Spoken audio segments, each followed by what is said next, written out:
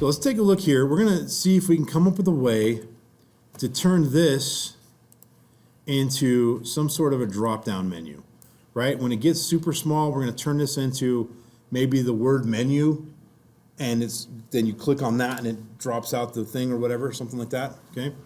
So what are some thoughts on how we could pull that off? Use this and then type this into a drop down. Very good. Okay, so here's what the idea is. Inside the nav tag, I'm going to put, we'll put an H3, let's say, called menu. All right? Let's start there, look at what it looks like, and I'm going to leave it visible for the moment. We're going to style it and center it right about here, right? Right above the actual menu, okay? So let's just start there. Then once we've styled it, we'll hide it. And then we'll make it appear at certain times. So H3, and we're going to say color is white, or sorry, what are we using, black? Get over there. Yeah, black, okay. All right, so black, and font size is like 55 pixels or something like that. Text, align, center. Now, well, we'll deal with this other problem in a minute. I'll show you what the problem is in a second. And I think that should be it for now. Yeah, something like that, right? Let's go ahead and make it the same font family as everybody else. Why do you put the font family under like the star? Because I don't want it on my paragraph. Okay. Yep. All right, so the question was, why didn't I put the font family up here? Because then it would apply to everything, and I don't want it to apply to everything. Okay. All right, so here we go. Now we have menu here. Notice, however, when I hover over it, it doesn't have a little finger pointy thingy, right? Like it does here. We want that to be a finger pointy thing when we're ready to click on it. So we can fix that. Here's a new property for you. It's called cursor. And it's just pointer is the value. So now when I hover over it, it turns into a pointer. So now let's say, hey, click me, right? That's what that means. Okay, but we don't want that showing right now. We only want it showing when we're small. All right, so let's hide it. Display, none. Simple enough. Be gone, right? Now when we're shrinky down here, like, I don't know what's that is. Let's go, maybe we'll try 650. Media max width. 650 pixels, and we will do H3, display block, start there. All right, so let's just see. Yeah, that's a good spot for it, we think, right there, have it appear. Now we want this other stuff to disappear, right? But we also want it to be a drop-down menu, like vertical, right? One on top of each other. All right, so how do we do that? Before we hide it, let's style it the way we want it to look when it does appear. So what do? Right here in a 650, what do? The LI, yeah, right? So the nav, UL, LI, we want those to go back to being block level display. We want to leave the anchor tags the way they are, but we want those to go to block. What happens when they go to block? They make their own line, right? Bless you. So if I just say display block, this is what we're looking for, right? Now, we want that to be hidden, okay? But that is the idea we're going for, okay. Now, maybe some spacing there is not, we don't need as much padding in the anchor tags. Nav, UL, LI, A. We'll get rid of some of that padding, like 2 pixels.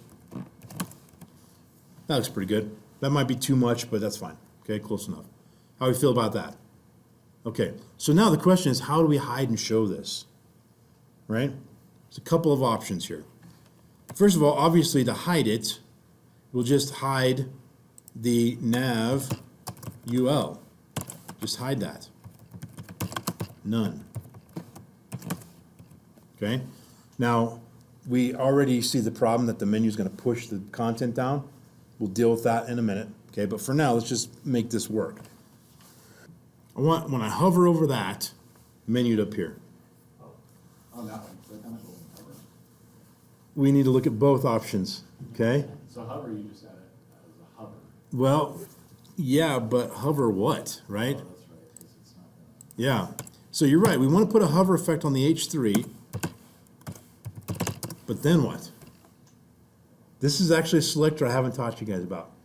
We covered this selector in the advanced module, module 4, in a week or so from now, but it's called the adjacent sibling selector, the plus sign, okay? So what this is saying, I can target the, whatever the next thing is after H3, right? So what is the next thing? That's the thing I want to target. I want the UL to appear, right? So if I say, give me H3 hover, a UL that's next to that hover, right, to that, well, let's do this for a minute. Just that, H3 plus UL, simply means give me a scenario where there's an UL right after an H3. That's what that means. Okay, that makes sense? And that's what we're looking for, right? We want to do something with that UL right there because it's right after an H3. Now, because I've only got one H3 and one UL in here, no worries, right? But if this were a bigger site, you'd have to be a little more specific with your class names and all this stuff, but we're not gonna bother with that right now.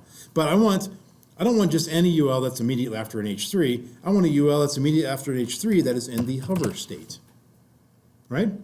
And then just simply display block, which is its default display property. Now, when I hover, we get that, okay? Now, note there's some issues here. Issue number 1, if I hover right here on the very edge of the screen, it still appears. Why? Yeah, because that H3's default takes up the whole width of the page, right? We don't want that. We want it to only take up just the word menu. So what could we do? Because I'll just but restrict the width of the, yeah, of the H3. And so how do we know how much to restrict it? Put a border on it, right? So let's put a border on it. 2 pixels, solid red. Okay, and now what I need to do here, I'm gonna right click, go to my inspector. Now my inspector takes up all this space here, right? I want to be able to see the inspector and the code. So if I click on here, I can remove it by clicking on undock. So now it moves my inspector over to a separate window if I want to, okay? Now I want on the, right here, I want to change the width, which I should have put the width property in here, stand by. Width, I'm going to take a guess here, 200 pixels. That's actually a pretty good guess, okay? Let's tweak it a little bit. I want to have a little bit of buffer room. I don't want it to be like squished, but like 175, that's pretty good. What do you think? 175, okay. So 175, let's go ahead and redock this. I like to keep it docked and then close it. And we're going to change this width here to 175. We can put it here because it's going to be hidden anyway until we get to the bottom. And then I want to center that whole H3, right?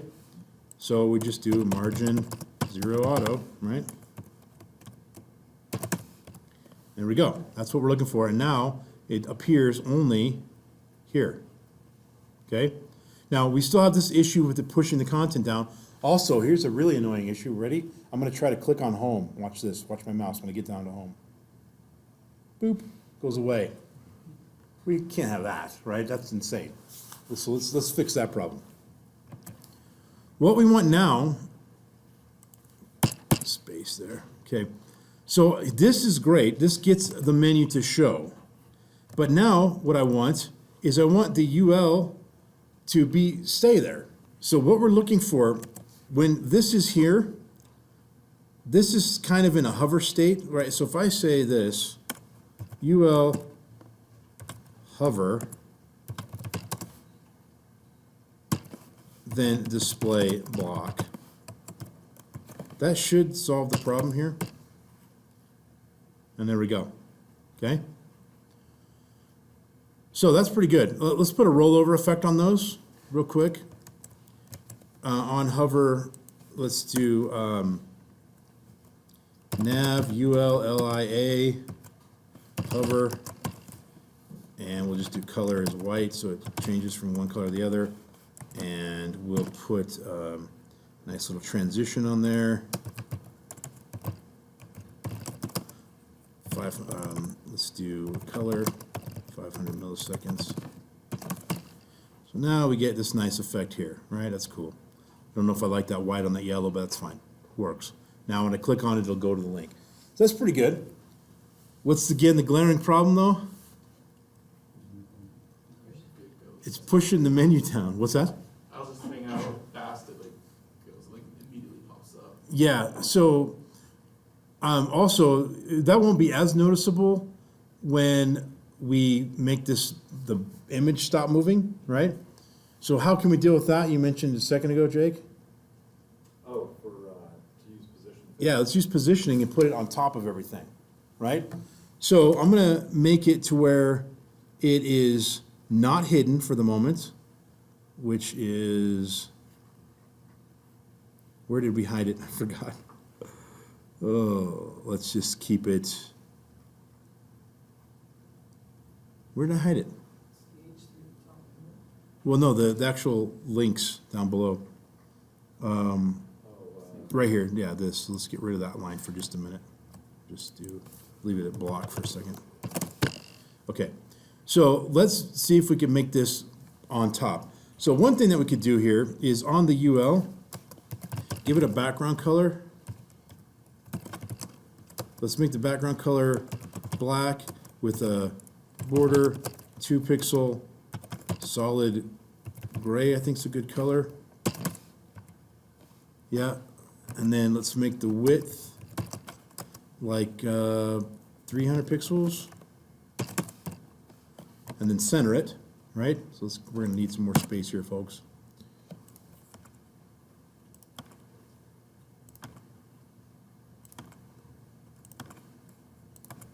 All right.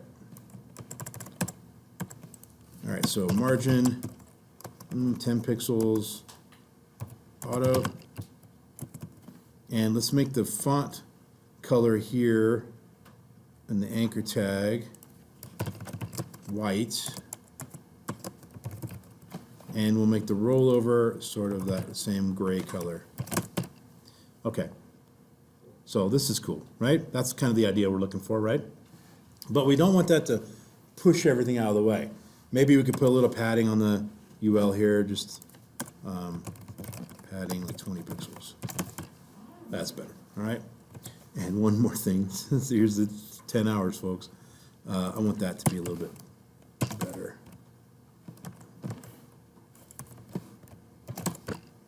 Yeah, that's good. Okay. So now I want that to be on top of everything, right? How do I do that? The z-axis. The z-index, and if you're using z-index, then what do you got to do? Jake? No? Okay. So the z-index is one of those properties that can only be used if you're using the position property, right? There's the top, left, right, bottom, and z-index. That's another one of them. All right, so let's play around with that. So let's make the UL, let's make the nav position relative, right? Because everything's going to be relative to the nav. Position relative. Let's see what that does. Not anything yet. And then the UL that's inside of here, we're going to make it position absolute. Aha, that's kind of what we're looking for, right? Not quite there, but that's the rough idea, okay? Now what? Let's just for a minute turn this back to display none right here and see if this will even work. Hover, and now I can't get it. Oh, there we go, I got it. I got to it quick enough, right? But it goes away if I don't get there quick enough, right? But this is the idea, right? I hover and it appears, I unhover, it goes away, right? So let's move it, right? Where do we move it? We want to center it, right? Which you can't quite do that with just absolute positioning, okay? So you have to kind of fudge it a little bit, which is fine when you're on a small device like this, right? I mean, if it doesn't have to be perfectly centered. You can get pretty close and call it good. There are ways to do it, but for the sake of time here, let me turn it back to where we can see it again. All I need to do is push it over and up, right? So that means my make my top, yeah, my top, like negative 50 pixels. Let's see what 0 is first. It should be where it's at. Yeah, okay, so let's do 20 pixels. 50. That's about right. Scooch it over to the left. 25 pixels. Yeah. When you're using position absolute, can't you still use margin and just do auto left and right margins?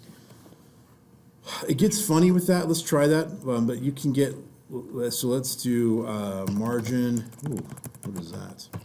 You already have a margin in there. Oh, I do. Well, yeah, I already have it as auto, and so it's not, that's not working. Yeah, yeah. I didn't think it worked, but I was going to try it because you mentioned it. So 75 pixels. Now, there's lots of things you can do to adjust this, but this is good enough for now. It gives you enough information to go around and goof around and figure it out. That's pretty good right there, right? So maybe just a hair more, whatever. I'm not going to keep going, okay? But now let's turn it back to display none. And we have this nice effect here, right? We can get to the menu, and I unhover, it goes away. But what is the humongous problem with that? There's a huge problem with that. That's okay. The menu pops up over the picture. That's okay for just a minute. Yeah. Is that if you're looking at it at this side, you're at this size, you're on the mobile device, but you don't have a mouse? I'm on the mobile device, and mobile doesn't have a hover, right? Now, I'm throwing this in here because you do need to know how to make hover drop-down menus and stuff. That's important. But we also need to know how the heck do we deal with it on a mobile device. Okay, we got 10 minutes to pull this off, right? This is a cool little trick though. So I just copied the code that we've written, so I have a backup of it. Now I'm going to change it so it's not a hover thing anymore, it's a clicky thing. Okay? First thing we're going to do here, turn this H3 into an input. All right? Input type is a checkbox. Okay? And then we're going to make a label for that checkbox. Label. What's the property you got to use if you're using a label? If you want to link it to a checkbox, to an input. What's the attribute? No. Some of you use it on your contact form. Starts with an F, ends with an OR. 4. Nice. All right. So here we go. For what though? It needs to match the ID of your input. So ID is equal to menu or something like that, right? We'll call it menu. That's good enough. So this is for menu. Okay, what does that do for us? Let's style up and we're going to put the word menu here. Now right now we have, oh, I don't have it open. I closed everything. Let's go down to the desktop here. Open that up.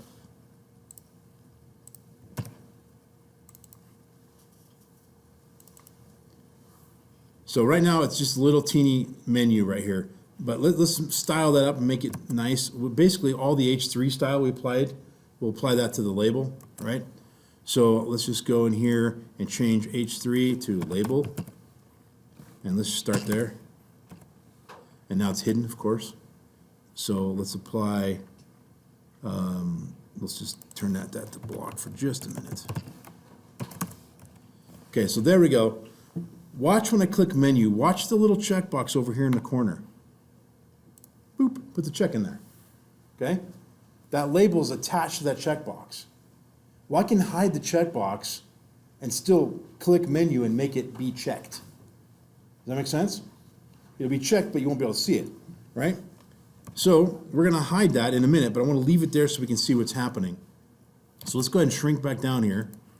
And now, rather than a hover state on this, let's go down here and change our label. Rather than, we're going to change our input here, okay? And let's look what it's next to. So the input is the element right before the UL, right? So here, instead of saying H3 hover, we're going to say input checked. when the input box is checked, that menu will display, okay? So it's unchecked at the moment, now it's checked and it displays, and it stays there. Okay, now we just have to hide the checkbox because that's tacky, don't want that sitting there, but that's easy to do, right? But now you have this really cool effect where I can click a menu on and off. Now notice how I highlighted when I click that? I don't like that, okay? There's a way to get rid of that. I do want this on everything. User, select, none. And now I can't highlight text. I can't select it. Okay, can't highlight the paragraph here. But now let's just hide that checkbox, and we'll just do right here input, and we'll just say display none. Also, I'm going to turn this back to display none so it doesn't show up on the large size. And why did you go away? You haven't changed the H3 on the rest of them? What's that? Like you see how you still have like H3 display block on line 58? Yep. Shouldn't that be input or label? Yeah, that probably should be label. Yeah, good catch. All right, there we go. So now we got this sweet menu here. Clicky menu. Yep. So yeah, good observation. So that was just, I had the style applied to H3 rather than the label. But all we did here, and we don't need this anymore. Yeah, we want those, but we don't need that. We still want this transition applied, and we do want a rollover effect on the anchor tag. So all we did, let's just refresh it. Full screen, it's that. Small screen, it's that. You click on it, and there's a menu that pops up over the content, and it's all clickable. Okay.